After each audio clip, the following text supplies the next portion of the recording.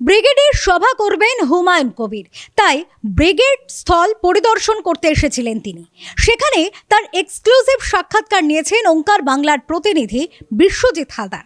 Exclusive সেই সাক্ষাৎকার আপনারা দেখবেন ঠিক সন্ধ্যা 8টায়। কিন্তু এই সাক্ষাৎকার নিতে গিয়ে সেখানে এমন একটি দৃশ্য ওঙ্কার বাংলার ক্যামেরাবন্দি হয়েছে, যেখানে নিজেকে সাধারণ মানুষ বলে পরিচয় দেওয়া এক ব্যক্তি সরাসরি আঙুল তোলেন হুমায়ুন কবিরের দিকে, তাকে বিজেপি দালাল বলে। পাশাপাশি তিনি এও উল্লেখ করেন যে পশ্চিমবঙ্গের অশান্তির পরিবেশ তৈরি করছেন তিনি, আর কার্যত তারপরেই সভাস্থল ত্যাগ করেন হুমায়ুন কবির। এই সমস্ত পরিস্থিতি ঠিক কী হয়েছিল তা তুলে ধরবো আমরা আপনাদের সামনে, দেখুন। সোমবার ব্রিগেডে সভাস্থল পরিদর্শনে এসে চরম বিড়ম্বনায় জনতা উন্নয়ন পার্টির প্রতিষ্ঠাতা হুমায়ুন কবির।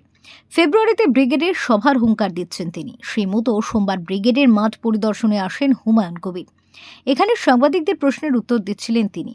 আচমকা জনৈক যুবক হুমায়ুন কবিরকে নিশানা করে গো ব্যাক স্লোগান দিতে থাকেন। তার অভিযোগ হুমায়ুন কবির বিজেপির দালাল। हुमायूं जो है बीजेपी का आदमी है, ये बंगाल का माहौल खराब करने मांग रहा है।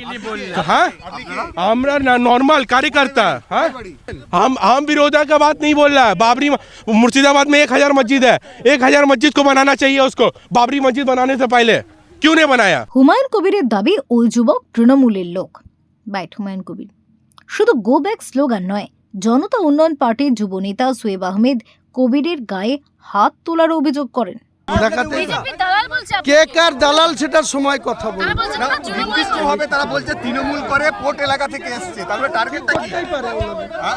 ওনাদের কথার কোনো জবাব দেব না। শুধু গো ব্যাক স্লোগান নয়, জনতা উন্নয়ন পার্টির যুব নেতা সোয়েব আহমেদ কবিরের গায়ে হাত তোলার অভিযোগ। सर्कस वाला भाई बॉडी में हाथ लगाया ये।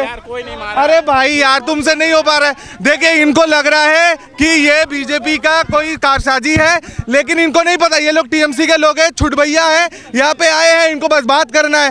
हम लोग का काम है, हम लोग निकल जाएंगे। अब इनका काम ही यही होता है।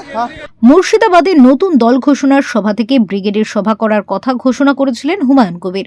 সোমবার সেই মতো ব্রিগেডের সভাস্থল পরিদর্শনে আসেন তিনি। 15ই ফেব্রুয়ারির মধ্যেই ব্রিগেডের সভা করবেন বলে জানিয়েছেন হুমায়ুন কবির।